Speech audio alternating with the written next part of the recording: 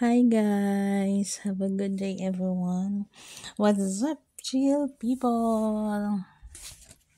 For today's video, I will show you the daytime and the nighttime ng view na mula sa apartment na inupahan namin.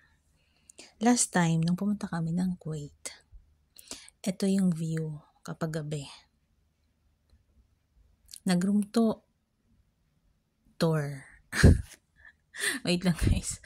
Nag-room tour ako guys at na-upload ko na din. Panoorin niyo. Maganda yung apartment na inupahan namin.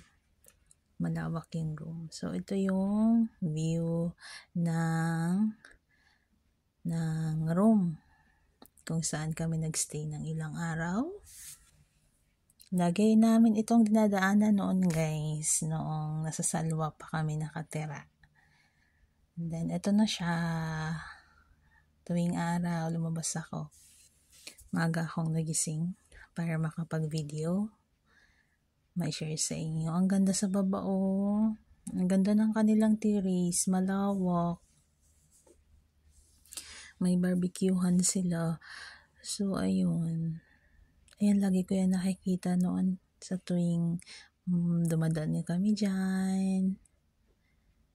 Diba? Ang lagi mong tinitigan mula sa sasakyan, nakita mo na mula sa taas din. Ganda pala, no? Ganda ba yan? Alin ang maganda dyan? Pero alam niyo ba guys, yung bahay na, yung bahay yung na maraming puno, hindi mo talaga yan makikita mula sa kalsada, syempre. Nakapader yan. Kahit yung masukal na mga daming puno, no? Ano kaya yan nandyan sa loob, no? Yung mga mapuno na yan dyan, no? Wala, hindi mo talaga yan makikita kapag dadaan ka. Ano ba na lang kapag nasa taas ka, makikita mo syempre kung anong mayroon. Pero hindi din natin nakikita, no? Kung anong talaga yung nasa loob. Pero yung bahay, nakikita siya. Wala na, hindi ko pala na-focus. Yung na-focus ko is yung daan.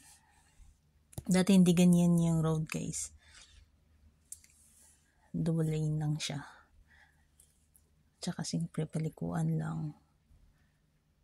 Bago lang tong, hindi naman bago, pero parang masasabi natin bago lang din. Diba? Ang ganda, no? Ang ganda pala pag may overpass.